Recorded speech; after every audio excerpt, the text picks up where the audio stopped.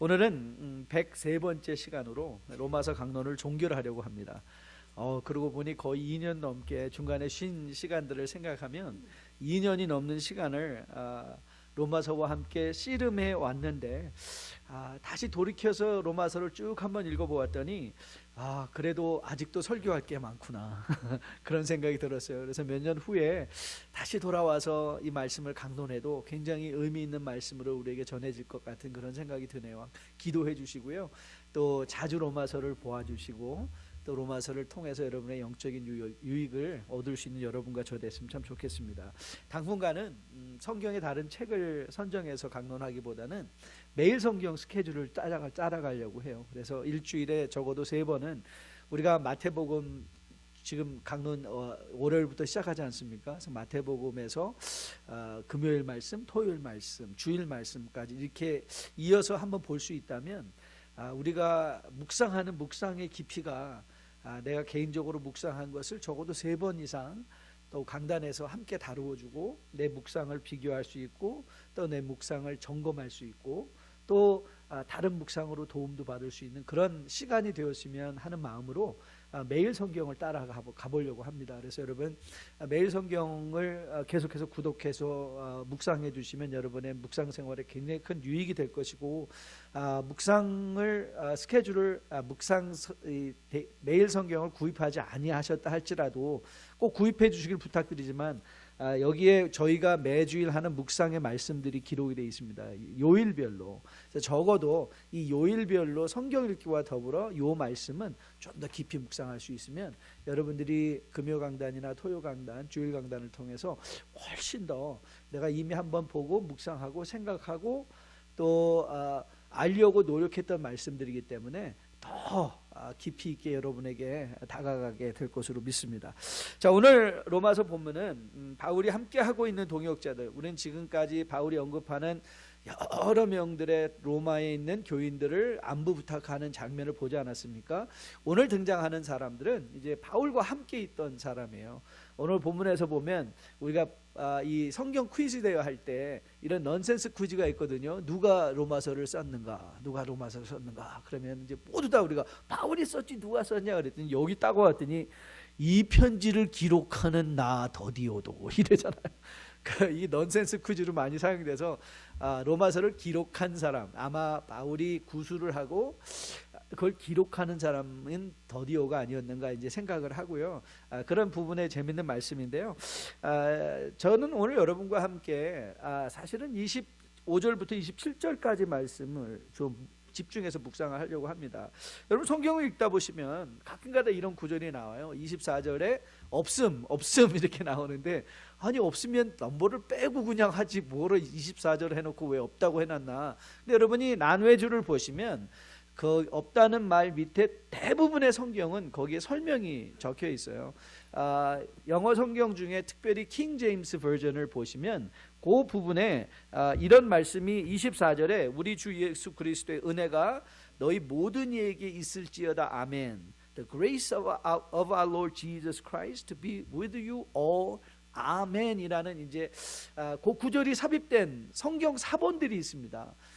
그래서 바울의 편지의 사본이 여러 개가 이제 보통 초대교회에서는 손으로 처음 쓰여졌던 성경의 말씀을 다시 복사했잖아요. 그래서 여러 가지 사본이 등장하는데 거의 내용은 99% 다 같은데 이런 부분에서 보면 어떤 성경에는 24절로 끝나는 사본이 있고요. 어떤 사본을 보면 25절부터 27절, 24절이 없는 채로 25절, 27절 말씀으로 끝나는 것도 있고, 또 어떤 사본은 24절, 27절이 먼저 나오고 24절이 나중에 나오는 사본도 있고, 모든 성경학자들이 거의 대부분 함께 마음에 동의하고 이 로마서 본문을 강론할 때는 24절을 우리가 빼고 삽입된 구절이라 생각하고 원문에서는 없던 구절로 여기고 25절부터 27절 말씀으로 끝을 내는 그런 해석의 방향을 취하곤 합니다.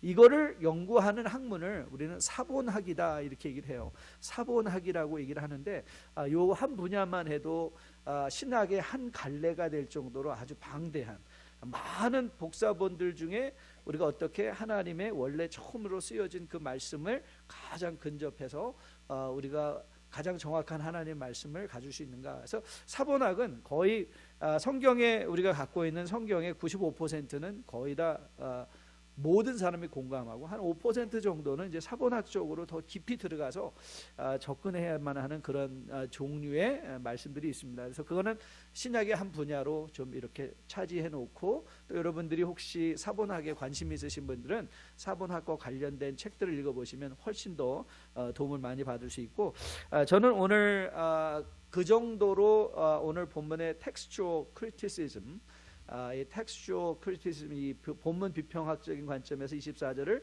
요 정도로만 간단히 언급하고 25절부터 27절까지의 말씀을 우리가 지금 집중적으로 우리가 묵상을 해보려고 합니다. 이 묵상이 왜 중요하냐면 바울이 로마서를 열어가면서 이 로마서의 전체 주제를 1장 17절 말씀으로 요약을 해버렸거든요. 그래서 사실 바울이 하고자 하는 말들은 바울이 말했던 로마서 1장 17절 말씀을 언패킹하는 것이다.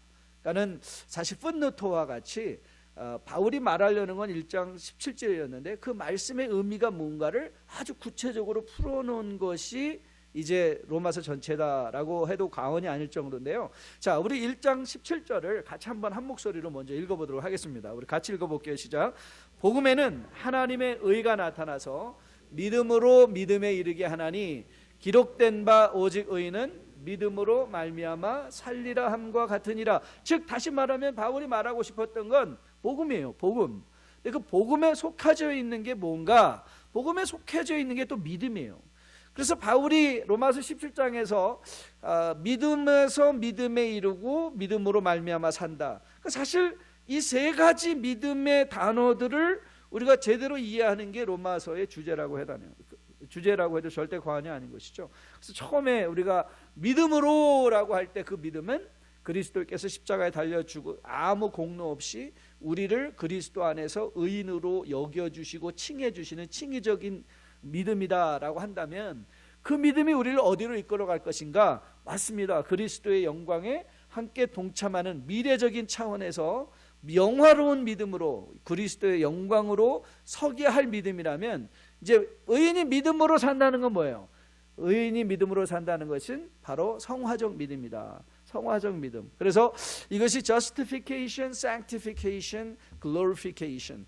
그러니까 우리가 그리스도인의 칭의와 성화와 그 다음에 영화에 관련돼서 이 세 가지 믿음으로 우리가 구원을 받아 하나님의 백성이 되어 오늘을 살아가는 삶의 현실들을 설명해 주고 싶었던 게 이제 로마서 1장 17절입니다. 그런데 오늘 바울이 복음으로 시작해서 이제 복음으로 마치는 거예요. 그래서 25절이 중요하죠. 25절도 우리 같이 한번 27절까지 우리 목소리로 여러분의 귀에 들릴 정도로 소리내어서 한번 같이 읽어보도록 하겠습니다. 우리 같이 읽습니다. 시작. 나의 복음과 예수 그리스도를 전파함은 영세전부터 감추어졌다가 이제는 나타나신 바 되며 영원하신 하나님의 명을 따라 선지자의 글로 말미암아 모든 민족이 믿어 순종하게 하시려고 알게 하신 바 그 신비의 계시를 따라 된 것이니 이 복음으로 너희를 능히 견고하게 하실 지혜로우신 하나님께 예수 그리스도로 말미암아 영광이 세세 무궁토록 있을지어다. 아멘. 사실 이 성경을 여러 가지 다른 번역본, 다른 언어로 보다 보면 약간 헷갈리는 부분들이 많이 있어요. 특별히 강조점에 있어서 우리 한국말 같은 경우는 한국말은 이 어순이 주어가 나오고 메인 주 동사가 항상 어디에 나오죠? 끝에 나와요. 끝에. 그래서 우리는 한국말을 들을 때는 끝까지 들어봐야 돼요. 끝에 가서 어떻게 변할지 몰라요. 왜냐하면 주 동사가 맨 마지막에 나오기 때문에. 그러나 영어나 헬라어는 자기가 강조하고 싶은 말이 가장 앞에 나와요. 그러니까 예를 들면 주어가 나오고 동사가 바로 연이어서, 왜냐하면 그 말만 주어와 동사만 있으면 일단 뜻은 통하는 거잖아요. 그렇죠? 일단 정확하게 뜻은 통하고 그 다음에는 이제 목적어라든지 보어라든지 다른 문법적 용어의 언어들이 등장해서 내가 말하는 바를 설명하죠. 그런데 우리는 미리 설명하고 마지막에 그 주동사를 말해버리니까. 그래서 오늘 본문을 보면 여기서 이 복음으로 능히 너희를 견고하게 하신다라고 하는 이 말이 맨 마지막에 와 있으니까 이게 맨 끝에 나오는 말이라면 이 말을 제대로 이해하기 위해서는 어디로 가져가면 될까요? 처음으로 가면 바울이 정말 말하고 싶은 게 무언가, 바울이 정말 말하고 싶은 것은 이 복음으로 우리가 견고해지기를 원한다는 거예요. 그게 이제 바울이 말하고 싶은 주제예요. 견고하게 되어진다. 견고. 그래서 오늘 이 본문을 수식하는 걸 다 빼버리고 가장 간단하게 요약을 한다면 너희를 견고하게 하실 그분, 이제 바울이 말한 이 너희를 견고하게 하실 그분 곧 지혜로우신 하나님 예수 그리스도로 말미암아 영광이 세세 무궁토록 있을지어다. 이렇게 하면 이제 25절부터 27절까지 말이 다 거기에 포함되어 있는 거예요. 그러니까 중간에 이제 수식하는 말이 그럼 우리가 어떻게 견고해질 것이냐. 이 문제가 이제 여기서 설명이 될 것이지만 바울이 정말 말하고 싶은 거는 우리가 견고해진다는 거예요. 견고해진다. 다시 말하면 하나님은 여러분과 저가 단순히 구원받는 것으로만 만족하시는 분이 아니시라는 거예요. 단순히 구원받는 것만 만족하시는 것이 아니라 우리가 그 구원을 받아 구원의 믿음의 생활 가운데 견고해, strengthened, daily strengthened, 매일매일 하나님의 힘으로 흔들리지 않고 견고하게 세워지는 것, 곧 이제 1장 17절 식으로 얘기를 한다면 믿음으로 말미암아 사는 것, 그것이 하나님이 의도하고 계신 바 성도의 삶이라는 거예요. 자, 그러면 성도가 믿음으로 산다는 것의 뜻이 뭐냐? 우리 로마서 12장에서 성도가 믿음으로 산다는 것을 생활장을 열어가며 우리에게 설명해 줬어요. 우리가 오늘 로마서를 결론 짓는 날이니까 우리가 몇 군데 로마서 말씀을 한번 인용하면서 보도록 할게요. 자, 로마서 12장 1절과 2절 말씀인데요. 자, 같이 한 목소리로 읽어보도록 하겠습니다. 같이 읽습니다. 시작. 그러므로 형제들아, 내가 하나님의 모든 자비하심으로 너희를 권하노니 너의 몸을 하나님이 기뻐하시는 거룩한 산제물로 드리라. 이는 너희가 드릴 영적 예배니라.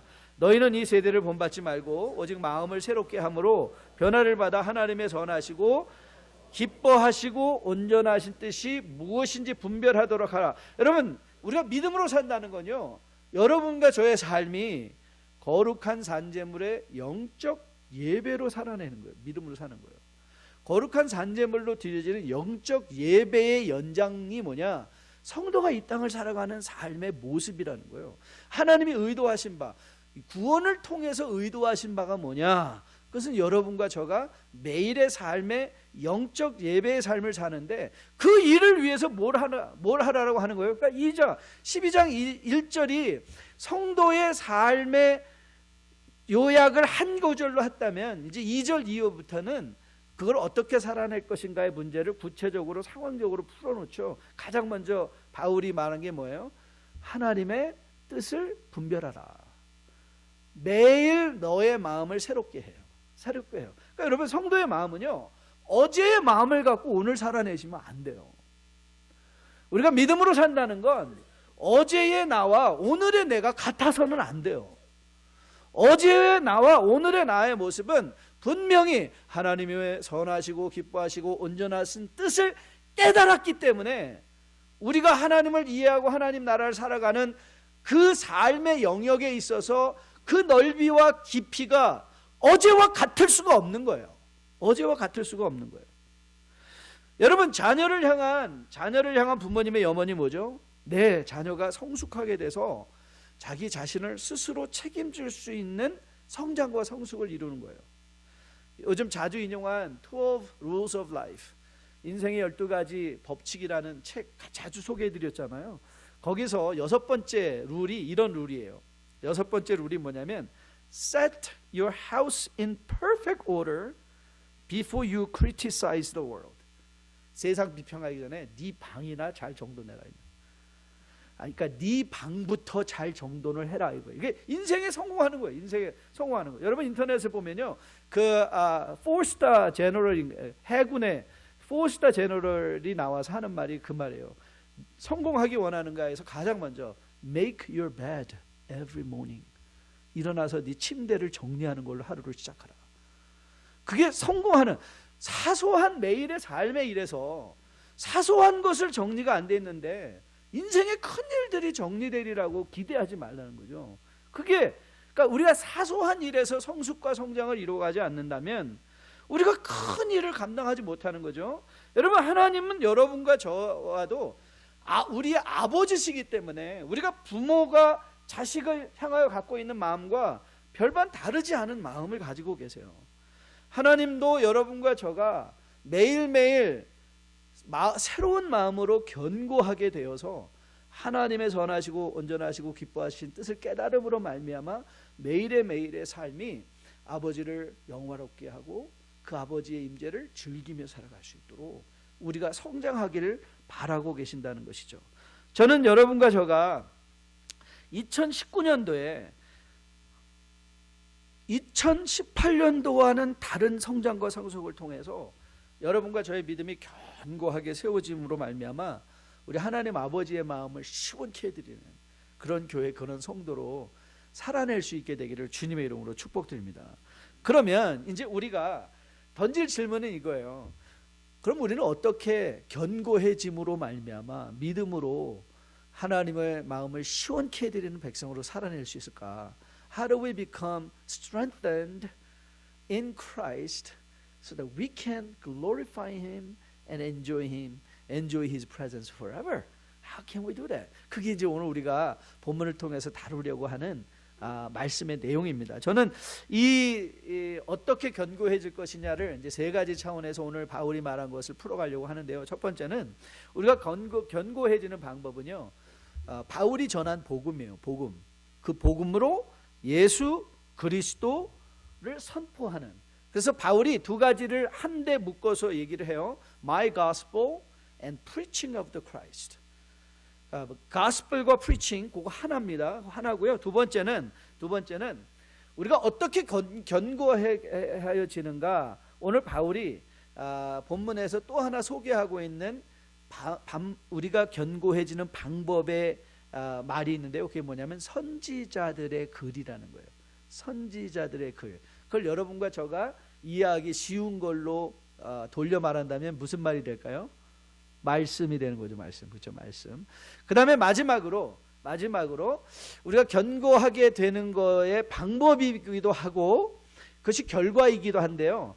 믿음으로 믿어 순종하게 한다. 그러니까 믿음과 순종. 이 세 가지예요.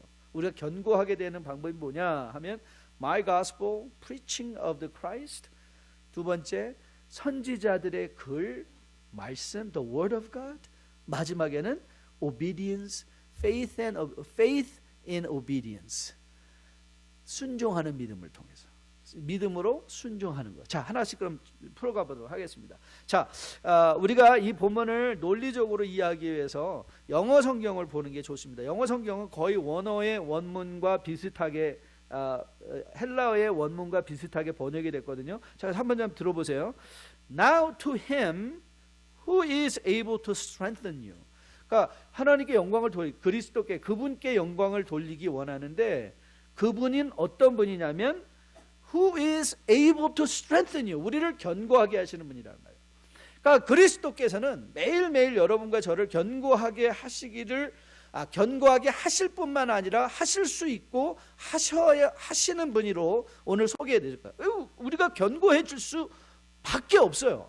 우리가 견고해질 수밖에 없는 이유는 그것을 하나님께서 예수님께서 하고 계시단 말이죠. 그러면서 이제 계속 이렇게 풀어갑니다. according이라는 단어가 중요해요. according이라는 단어가 중요한데 Now to him who is able to strengthen you according to my gospel and the preaching of Jesus Christ.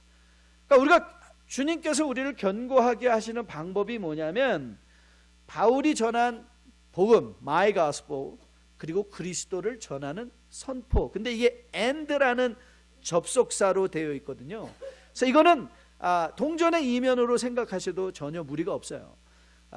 복음은 결국 preaching of Christ, 예수 그리스도가 선포되어지는 것이다 라고 봐도 되고요. 또 두 번째 나오는 말이 이거죠. According to the revelation of the mystery that was kept secret for long ages. 그러니까 according이라는 단어가 또 나왔어요. 그러니까 처음에는 according to my gospel and preaching of Jesus Christ, 나의 복음과 그리고 예수 그리스도를 선포함으로 견고하게 하시는, 그리고 두 번째로 나온 게 뭐였었죠? 선지자들의 글이었다. 신비롭게 우리에게 주신 선지자들의 글로 우리가 견고해진다는 거죠. 자, 다시 한번요. 바울의 복음이 무엇이었죠? 바울의 복음은요, 복음에는 하나님의 뭐가 나타났다고 했어요? 1장 17절 다시 한번 띄워주실래요? 1장 17절 복음에는 뭐가 나타났어요? 하나님의 의가 나타났어요. 그러면 복음 하면 우리는 뭘 생각하면 돼요? 하나님의 의예요. Gospel is the righteousness of God. 근데 그 righteousness of God, 하나님의 의는 무엇을 통해서 우리에게 가장 극명적으로 보여줄 수 있죠? 예수 그리스도예요. 그러니까 복음과 하나님의 의, 그리고 그 하나님의 의와 예수 그리스도는 다 연결선상에서 한 가지를 다르게 보는 거예요. 한 가지를 다르게 보는 것. 그래서 여러분 로마서 3장 21절부터 24절에서 바울이 이런 말을 했습니다. 우리 같이 한번 로마서 3장 21절부터 24절 같이 읽어보겠는데요. 같이 읽습니다. 시작. 이제는 율법 외에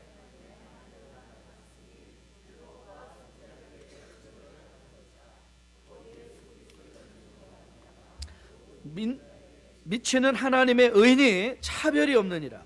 모든 사람이 죄를 범하였음에 하나님의 영광에 이르지 못하더니 그리스도 예수 안에 있는 속량으로 말미암아 하나님의 은혜로 값없이 의롭다 하심을 얻은 자가 되었다. 자, 이전에는 사람들이 율법이 하나님의 의인 줄 알았어요. 그런데 예수께서 오셔서 우리의 관점을 노노노노, 우리는 율법으로 행위로 구원을 받는 것이 아니라 나타내신 바 된 하나님의 의 예수 그리스도, 그분을 믿음으로 우리가 구원을 받는다는 사실을 분명하게 해주셨죠. 즉 이 하나님의 의는 예수 그리스도를 믿음으로 말미암아 우리에게 임한다는 이것이 복음인데, 그 복음의 내용이 바로 예수 그리스도, 그래서 그리스도를 선포하는 거예요. 여러분, 우리가 예수 그리스도를 선포하는 복음의 말씀을 왜 들어야 되는가? 말씀을 읽을 뿐만 아니라 Why do we have to listen to the preaching of Jesus Christ? 그 이유는 간단해요. 하나님은 그 방법을 통해서 여러분과 저가 견고해지기를 원하고 계시기 때문에 그래요. 여러분, 성도가 견고해진다는 거 일 잘하는 거 아닙니다. 여러분 꼭 기억하세요. 하나님은 우리로 하여금 일을 잘하게 하시려고 우리를 구원하신 게 아니에요. 일 이전에, 여러분 예수님을 믿지 않는 사람들 일 잘하는 사람 많습니다. 성도가 견고해진다는 건요, 그 마음에 복음이 임하는 것, 그 마음에 그리스도 예수의 마음이 임하는 것, 그래서 그리스도가 내 삶 가운데 손으로 드러나게 되는 것. 여러분 한번 상상해 보세요. 여러분의 마음속에 그리스도의 마음이 품어졌어요. 그 십자가 그리스도의 마음이 품어진 거예요. 그러면 과연 우리가 견디지 못할 상황이 있을까요? 만일 우리 안에 그리스도 예수의 마음이 품어졌다면 우리가 견디지 못할 사람이 있을까요? 과연 우리가 그리스도의 마음을 품고 그분의 관점을 가지고 세상을 바라보고 살아간다면 우리가 절망할 수 있을까요? 실망할 수 있을까요? 아니에요. 그렇지 않을 거예요. 왜 그리스도가 우리의 마음에 임함으로 성도가 견고해지는가? 그리스도의 마음이 임하면 그리스도께서 세상 어떤 일에 흔들리지 아니하고 십자가 그 길조차도 기꺼이 아버지의 뜻에 따라 골고다를 가셨던 것처럼 우리도 그런 걸음을 이 세상에서 묵묵히 걸어갈 수 있죠. 그래서 좋은 설교는 뭐냐? 좋은 설교는 그리스도가 선포되어지는 설교가 좋은 설교예요. 여러분의 마음을 즐겁게 하는 게 좋은 설교가 아니에요.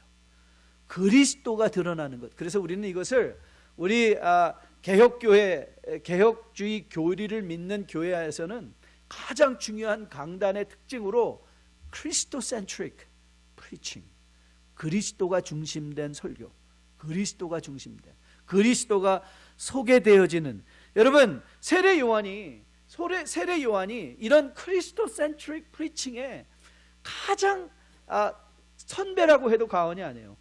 여러분 세례 요한이 지나가는 예수 그리스도를 보면 뭐라고 말씀하셨죠? 이튿날 요한 예수께서 자기에게 나아가오심을 보고 이르되, 자 요한복음 1장 29절인데요 그 부분 같이 읽습니다. 보라, 세상 죄를 지고 가는 하나님의 양이로다. 여러분 설교자는요, 설교는 설교자의 능력이 보이는 게 아니에요. 설교는 뭐 하는 거예요? 견얼망지, 기억하시죠? 견얼망지. 가리키는 달을 바라보고 손가락은 잊어버리십시오. 세례 요한이 그 일을 하고 있죠. 나보지 마세요. 많은 사람들이 세례 요한을 보려고 몰려들었다니까요. 세례 요한을 보려고 몰려들었는데 요한은 뭐라고 말해요? 나보지 마십시오. 보라! 누구를? 예수 그리스도. 세상 죄를 지고 가는 예수 그리스도를 보십시오. 그래서 요한이 말하는 거예요. 그는 흥하여야겠고 나는 쇠하여야 하리라. 저는 2019년도 우리 뉴라이프의 EM 강단, 새벽 강단, 한오브 뉴라이프 강단에서 그리스도가 항상 선포되어지는 강단으로 세워줄 수 있게 되기를 주님의 이름으로 축복드립니다. 여러분도 이 강단에서 항상 예수 그리스도가 선포되어지기를 기도해 주시는 여러분 되시기를 주님의 이름으로 축복드립니다. 그 예수로 말미암아 여러분이 2019년도에 더 한층 견고해짐으로 말미암아 저는 여러분이 하나님을 진심으로 누릴 수 있는, 그를 영화롭게 할 뿐만 아니라 그분을 누리며 세상이 어찌 흔들려도 주님 다시 오시는 날까지 믿음 생활 잘 감당하는 견고한 주의 백성, 로마서를 묵상한 견고한 주의 백성으로 세워지기를 주님의 이름으로 축복드립니다. 자, 두 번째는 우리가 견고하게 하기 위하여 그리스도를 선포하는데 그 그리스도를 선포하는 수단으로 하나님이 작정하신 것이 하나님의 말씀이라는 거예요. 선지자의 글, 하나님의 말씀입니다.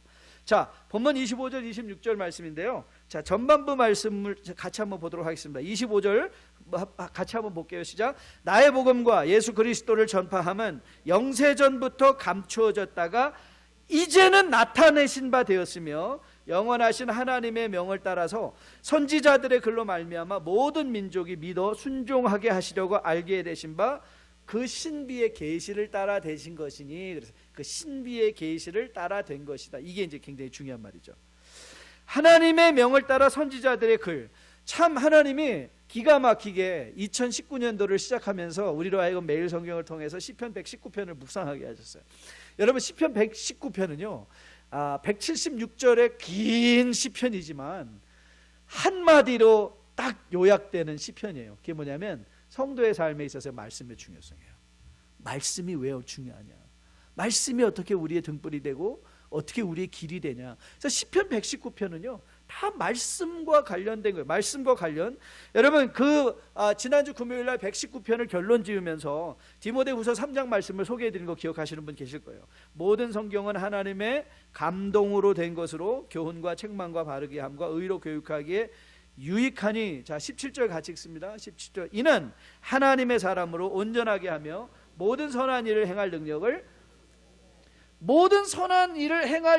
갖추어진 게 견고한 상태이거든요. 근데 그걸 무엇을 통해서? 하나님의 말씀을 통해서 그렇게 된다는 거예요. 여러분 베드로전서 2장 말씀 기억하시죠?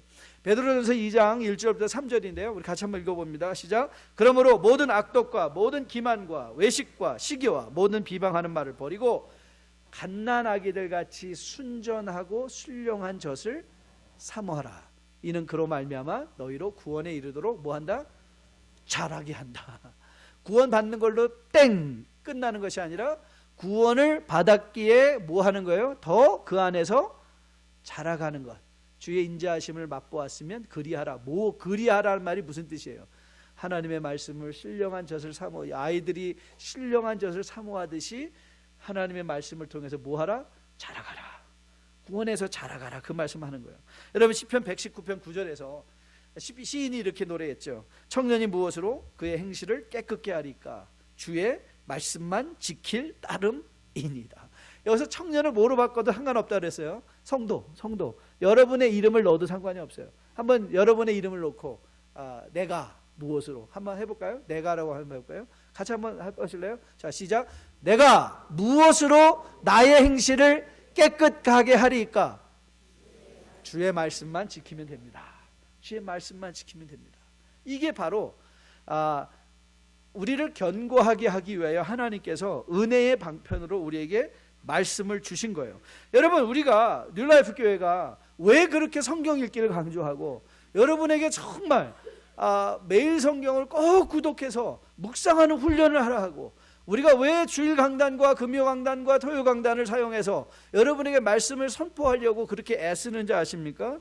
예, 여러분 요한복음 1장 1절부터 4절 말씀인데요, 같이 한번 읽어보겠습니다. 같이 읽습니다. 시작. 태초에 말씀이 계시니라.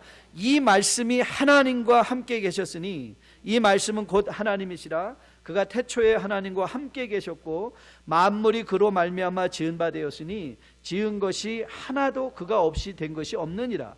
그 안에 생명이 있었으니 이 생명은 사람들의 빛이라. 빛이 어두움에 비치되 깨닫지 못하더라 그랬어요. 이게 비극이었죠. 예수님 시대 비극이에요. 빛이 왔는데 깨닫지 못했어요. 여러분, 구약에서부터 이 요한은 우리를 창조의 시간으로 데리고 가서 거기에 계셨던, 창조에 액티브하게 함께 동참하고 계셨던 예수 그리스도 말씀을 우리에게 소개해 주고요. 그리고 이 말씀, 즉 우리가 어두움에 있는 자는 깨닫지 못하는데 예수를 믿은 자들은 말씀을 보면 누가 보이는 거예요? 말씀을 보면 누가 보여요? 그리스도가 보이는 거예요. 그리스도가 보이는 거예요. 여러분, 실패자의 모습으로 엠마오를 향하여 가던 그 엠마오로 가는 두 제자들 기억하시죠? 누가복음 24장 말씀인데요, 같이 한번 읽어볼게요. 24장 시작. 이르시되 미련하고 선지자들이 말한 모든 것을 마음에 더디 믿는 자들이요, 그리스도가 이런 고난을 받고 자기의 영광에 들어가야 할 것이 아니냐 하시고, 이에 모세와 모든 선지자의 글로 시작하여 모든 성경에 쓴 바 자기에게 관한 것을, 모든 성경에 뭐가 쓰여져 있다고 그랬어요? 예수님이 직접 하신 말씀이에요. 자기에 관한 것이라는 거예요. 여러분, 저는 확실하게 여러분에게 보장해 드릴 수 있는데요, 여러분이 우리가 이 땅에 있는 건, 여러분이 말씀을 보는 건 말씀을 통해서 예수님을 만나는 거예요. 여러분이 예배당에 와서 예배를 드리는 건 사람을 만나고 가기 위함이 아니에요. 여러분이 예수님을 보고 하는 거예요. 여러분이 예수님을 만났다면, 예수님을 보았다면 우리 주변에 어떤 사람이 보여다 할지라도 우리는 그 사람을 불쌍히 여길 수 있는 마음이 생겨요. 왜요? 예수님이 그렇게 하셨으니까. 예수님이 그렇게 하셨으니까. 말씀을 통해서 우리가 무엇을 보는가? 여러분이 교회를 와서 누구를 만나기를 소원하시는가? 저는 뉴라이프에 속한 주의 백성들이 말씀을 열 때마다 그리스도를 만나는 주의 백성 되기를 주님의 이름으로 축복드립니다. 여러분이 교회에 오실 때마다 사람들 만나서 불평하고 원망하고 사람 얘기하는 것이 아니라 그리스도를 만나고 그 그리스도를 이야기하고 그 그리스도 때문에 세임 얻을 수 있는 여러분 되시기를 주님의 이름으로 축복드립니다. 그래서 엠마오로 가던 제자들이 예수님으로부터 그 설명을 들었을 때, 이 본문은 좀 기니까 제가 간단하게 요약하죠. 그들이 이렇게 얘기를 했어요. 그 말씀을 들은 후에 32절인데요 32절 띄워주실래요? 32절 같이 읽습니다. 시작. 그들이 서로 말하되 길에서 우리에게 말씀하시고 우리에게 성경을 풀어주실 때에 우리 속에서 마음이 뜨거워지지 않더냐. 예수를 만나면 어떤 일이 일어나요? 우리의 마음이 뜨거워져요. 뜨거워져야 돼요. 그래서 엠마오로 가던 그 발걸음이 돌이켜서 이제 예루살렘에 가면 죽는다.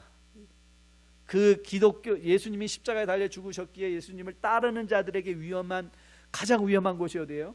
그 예루살렘으로 돌아갈 수 있는 용기가 생기는 거예요. 그게 믿음이에요. 그게 믿음이 하는 일이에요. 여러분 중에 목사님, 성경을 아무리 읽어도 예수가 보이지 않아요. Don't worry. Keep it up. kit밥 하세요. kit밥. 여러분, 성경을 읽는 것에도 수준이 있습니다. 어린아이가 읽는 성경이 있고요, 어른이 읽는 성경이 있어요. 여러분, 아이들이 어느 정도 자라가야 계속 젖을 먹고 자라서 그냥 하는 일이라고는요, 그냥 누워서 정말 배설하고 먹고 배설하고 먹는 일밖에 안 하는 것 같은데, 아이가 쑥쑥 커가면서 언제부터 엄마와 눈을 맞추고 옹알이를 하고, 그리고 엄마와 대화를 나눌 수 있고, 여러분, 자녀와 정말 깊은 인생의 대화를 나눌 수 있을 나이가 어느 정도 될 것 같아요? 한 20살은 넘어야 되는 것 같아요. 20년 동안 우리는 기다리는 거예요. 20년 동안 우리 아이들의 수준을 높여가면서 그들과 대화할 수 있는 시간을 기다리는 거죠. 여러분, 베드로 사도에서 들은 것처럼 여러분과 저가 신령한 젖을 사모해야 돼요. 저는 사단이 우리에게 심어준 성경에 관한 설교도 마찬가지인데요, 성경에 관한 가장 큰 오해가, 저는 이거라고 생각해요. 이해해야 읽는다. 그리고 성경에 대한, 사단이 우리에게 심어준 게 뭐냐면, 성경은 재밌어야 된다. 사단이 우리에게 심어준 게 뭐냐면요, 교회는 재밌어야 된다. 그러니까 여러분, 지난 한동안 동안 우리 한국 광단에 코미디 설교가 얼마나 유행했습니까? 그래서 그 코미디 설교 듣고 한국 교회가 어떻게 됐나요? 여러분, 그래서 여러분들이 설교는 재밌어, 와 이건 뭐 TV 개그 콘서트 보는 것보다 더 재밌네. 그리고 교회는 재밌어야 된다고 생각을 해요. 그건 사단이 우리에게 심어준 생각이에요. 교회는 재밌는 곳이 아니에요. 성경은 재밌기 때문에 읽는 게 아니에요. 여러분이 성경을 봐서 지루해서 눈이 감기었어도 여러분 눈을 뜨면서 설교를 들으면서도, 저는 하나님께서 정말 하나님께 감사드린 것 중에 하나가 그거예요. 예수 믿고, 청년 때 예수 믿고, 제가 이상하게 설교 때만 되면 졸린 거예요. 참 희한하죠. 광고 시간에는 눈이 초롱초롱 다 떠 있는데, 이 설교를, 목사님이 설교만 시작하면 막 졸려가지고 정신을 못 차리는 거예요. 그래서 이거 정말 목사님도 어떻게 설교를 못하면 내가 이렇게 맨날 자야 되나, 그렇게 생각을 했어요. 근데 나중에 주님께서 깨달음을 주셨어요. 여러분, 제가 그 깨달음을 얻은 후에 무슨 깨달음이냐, 지금 사단이 내 마음을 공격하고 있구나, 하나님의 말씀을 가리고 있구나. 그래서 그때부터 제가 했던 것이 핀을 가지고 다니면서 졸릴 때 찌르는 거였어요. 그것도 한 6개월 찌르니까 안 찔러도 깨 있더라고요. 그럼 시도해 보셨어요? 설교만 들으면 졸려요. 여러분, 그게 정상인 거 아세요? 여러분, 깨어있는 게 하나님의 은혜예요. 자는 게 정상이에요. 왜요? 설교 말씀 듣는 게 왜 재밌어요? 재미없죠. 여러분, 밥 맨날 맛있다고 드십니까? 저는 안 그러면 혼나니까 저는 맛있다고 먹지만, 여러분, 밥은요 살려고 먹는 거예요. 그리고 어쩌다가 식당 가서, 또 어쩌다가 아내의 마음이 동해서, 아니면 남편의 마음이 동해서 맛있는 음식이 차려지면 그때는 정말 맛있다. 그리고 거의 대부분은 그냥 김치 하나 뭐 하나 놓고서는 먹는 거예요. 계속 먹는 거예요. 그러다 보면 어느 날 맛있는 것도 먹어요. 여러분, 성경도요 마찬가지예요. 우리가 견고하게 되기 위해서는요, 성경을 그냥 계속 읽으셔야 돼요. 이해 안 되면요 그냥 넘어가시면 된다니까요. 그냥 넘어가세요. 거기다 물음표 하나 적어놓고, 이거는 잘 이해가 안 된다, 하나님이 왜 이러셨을까, 이게 정말이야? 저는 제 성경책, 제 읽는 성경책에는요 다 그런 얘기예요. 물음표에 이럴 수가 있어? 하나님도 너무하신 거 아니야 이거? 계속해서 읽어야 돼, 말아야 돼, 계속해서. 그러면서 뭐 하고 있어요? 네, 계속 읽고 있어요. 지금 넉넉하게 지금 잠언 끝났으니까 이 1년에 3독 할 수 있을 것 같아요. 여러분, 저는 여러분들이 이 성경에 대한 오해에서 깨어날 수 있게 되기를 주님의 이름으로 축복드립니다. 여러분, 성경 재미로 읽는다는 얘기 하지 마세요. 여러분, 저는 더 이상 여러분들이 교회 생활을 재미로 한다는 말을 안 하셨으면 참 좋겠습니다. 설교를 재미로도, 재밌는 설교가 좋은 설교라고 생각하지 마시고, 그 설교에 그리스도가 소개되어지는 것으로 기뻐하고 감사하고, 그 그리스도를 만날 수 있는 여러분과 저 될 수 있게 되기를 주님의 이름으로 축복드립니다. 여러분, 성경을 읽지 않고는 성장할 길이 없습니다. 다른 길이 없습니다. 하나님께서 우리에게 은혜 방편으로 우리로 하여금 믿음의 감각이 깨어나게 하신 후에 우리로 하여금 신령한 저 말씀을 주셔서 자라게 하세요. 그런데 우리가 믿음 생활하면서도 여러분이 성경을 읽지 않는다면 마치 뭐가 같으냐면 한 살을 계속 반복하는 거예요. 한 살을 반복해요. 여러분 한번 상상해 보세요. 영적 한 살을, 교회를 10년 다녔는데, 만약 여러분이 교회를 내가 뭐 5년 다녔어요, 교회를 뭐 10년 다녔어요, 20년 다녔어요. 여러분 10년, 20년, 30년이 자랑이 아니에요. 만일 그 10년, 20년, 30년을 영적 한 살로 계속 반복해서 다녔다면 아버지의 마음이 얼마나 아프시겠어요. 너는 올해도 한 살이니? 너 재작년에도 한 살이었잖아. 오늘도 주님 앞에 나와서 아유, 제가 창세기 4장에서 끝났습니다. 또 오늘 창세기 4장에서 또 끝났어? 이번에는 하나님 그래도 우리가 항상 한 해가 지나가면서 아버지 이번에는 이사야 마쳤습니다. 아버지 이번에 신약 마쳤습니다. 여러분 그런 자리에 나가야 되지 않을까요? 그런데 여러분들이 매일 신앙생활을 하면서 오늘도 한 살, 내일도 한 살, 모레도 한 살. 그래서 이해하는 폭, 인간관계에서도 맨날 한 살짜리. 여러분 한 살짜리들은 뭐 하죠? 네, 정신없어요. 여러분 2-3살 먹은 아이들하고 같이 한번 예배 드리려고 앉아보세요. 2-3살 먹은 아이들은요, 지 마음대로 해요. 목사님 설교하는데 신경도 안 써요. 어른들은 안 자려고 노력이나 하면서 이렇게 보잖아요. 그런데 아이들은요 그냥 천방지축이에요. 근데 아쉬운 게 뭐냐면 신앙생활을 하다 보니까 우리가 이 먹는 해로 지나가는 연수로 그게 자기의 신앙의 연수인 줄 착각하게 하는 거예요. 그 신앙의 연수 아니에요. 먼저 된 자가 나중되고 나중된 자가 먼저 되는 게 하나님 나라의 원리예요. 그래서 말씀을 사모하고 말씀을 먹는 여러분과 저 그런 2019년 되기를 주님의 이름으로 축복드립니다. 마지막은요, 자, 이 전체에 대해서 26절을 우리가 다시 한번 보려고 하는데요. 본문 자 26절 같이 한번 읽습니다. 시작. 이제는 나타나신 바 되었으며 영원하신 하나님의 영을 따라 선지자들의 그로 말미암아 모든 민족이 뭐한다? 믿어 뭐한다? 순종. 믿어 순종. 여러분 그래서 믿음의 끝은 순종인데요. 이 믿음과 순종은 faith and obedience is never two things. It's a one coin with two sides. 그러니까 믿음이 있다는 건요, 우리가 그렇게 말하잖아요. Faith in work.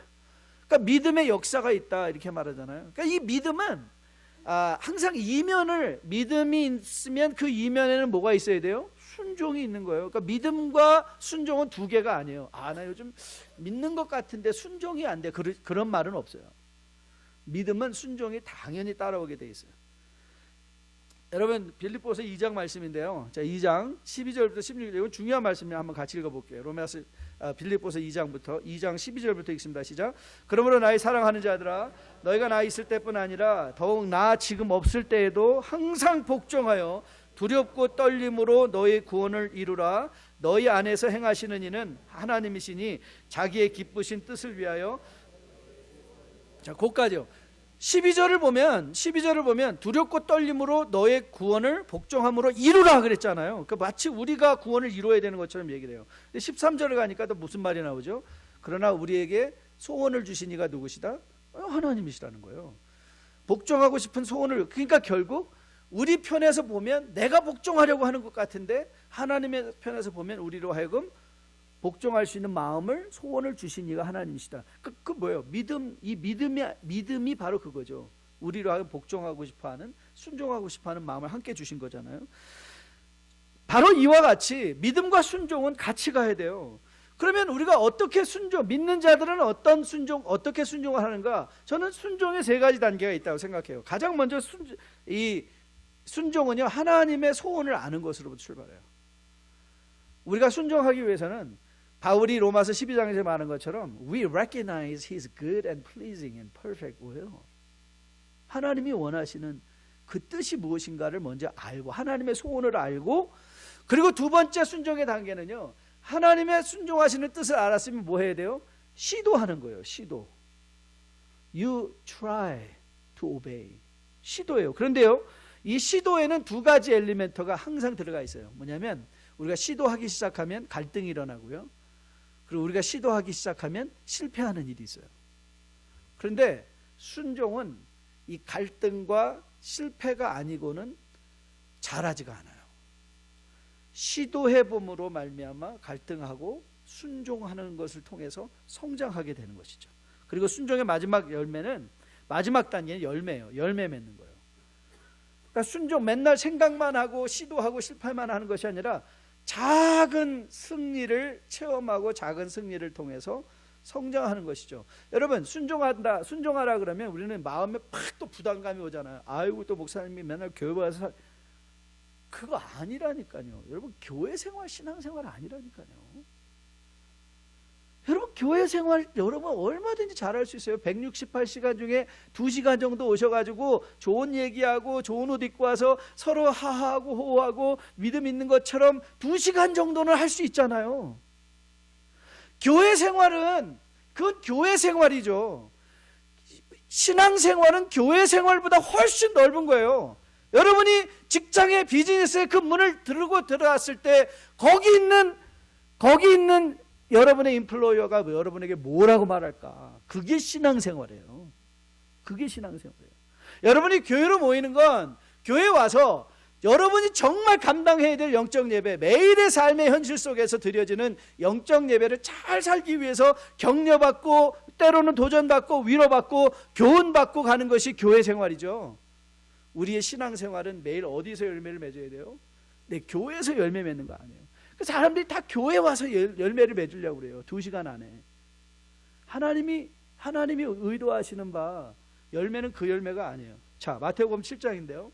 마태복음 7장 21절부터 27절인데요. 우리 같이 한번 중요한 말씀이니까 읽어보도록 하겠습니다. 같이 읽습니다. 시작. 그날에 많은 사람이 나더러 이르되 주여 주여 우리가 주의 이름으로 선지자 노릇하며 주의 이름으로 귀신을 쫓아내며 주의 이름으로 많은 권능을 행하지 아니하리니 그때에 내가 그들에게 밝히 말하되 내가 너희를 도무지 알지 못하니 불법을 행하는 자들아 내게서 떠나가라 하리라. 그러므로 누구든지 나의 이 말을 듣고 행하는 자는 그 집을 반석 위에 지은 것 같다. 바로 반석 위에 지은 집, 모래 위에 지은 집이 이 말씀의 문맥에서 등장하는 거예요.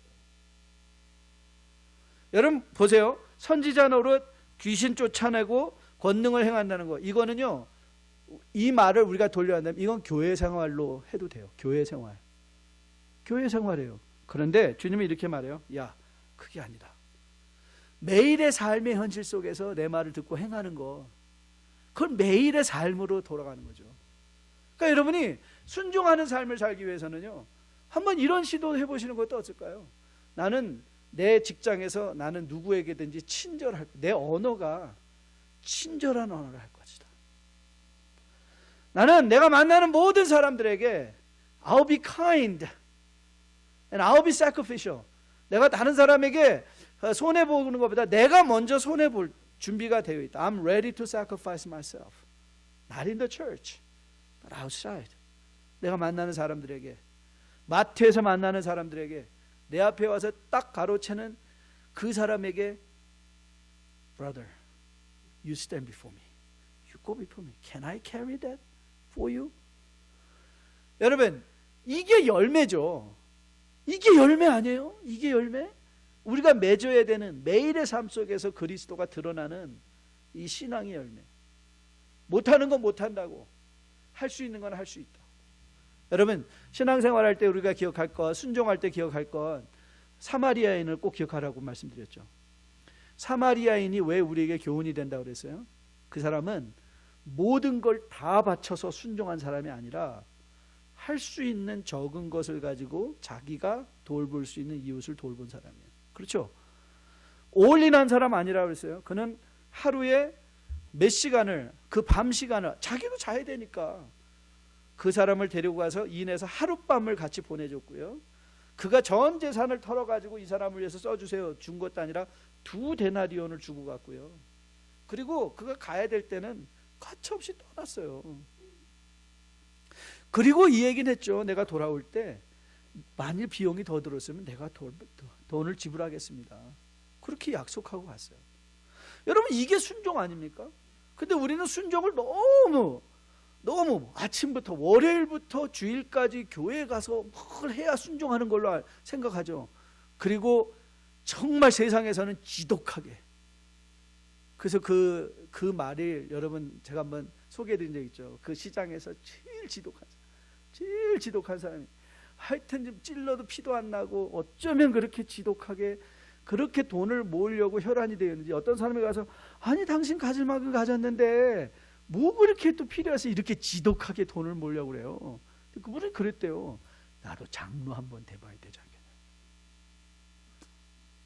한국에서 실질적으로 나도 장로 한번 돼봐야 되지 않겠냐. 저는 여러분과 저가 순종, 하나님이 원하시는 순종을 잘 깨달으신 여러분 될 수 있게 되기를 주님의 이름으로 축복드립니다. 그래서 2019년에 우리가 하나님의 말씀을 통하여 그 순종함으로 견고해져서 날마다 견고해짐으로 말미암아 여러분과 저가 하나님께 영광이 되고 영광을 돌려드리고, 그리고 그분으로 말미암아 주 안에서 지속적인 성장을 감당할 수 있는 여러분과 저 우리 뉴라이프 교회 2019년 되기를 주님의 이름으로 축복드립니다. 우리 끝으로 우리 다 함께 일어나서 로마서 16장 25절부터 27절까지 바울이 우리에게 들려주는 것과 같은 마음으로 우리 같이 한번 이 본문을 읽고 우리 찬송으로, 마지막 찬송으로 오늘 예배 맺도록 하겠습니다. 자, 25절부터 여러분의 귀에 마치 바울이 우리에게 말한다고 생각하시면서 우리 25절부터 같이 한번 읽어보도록 하겠습니다. 시작.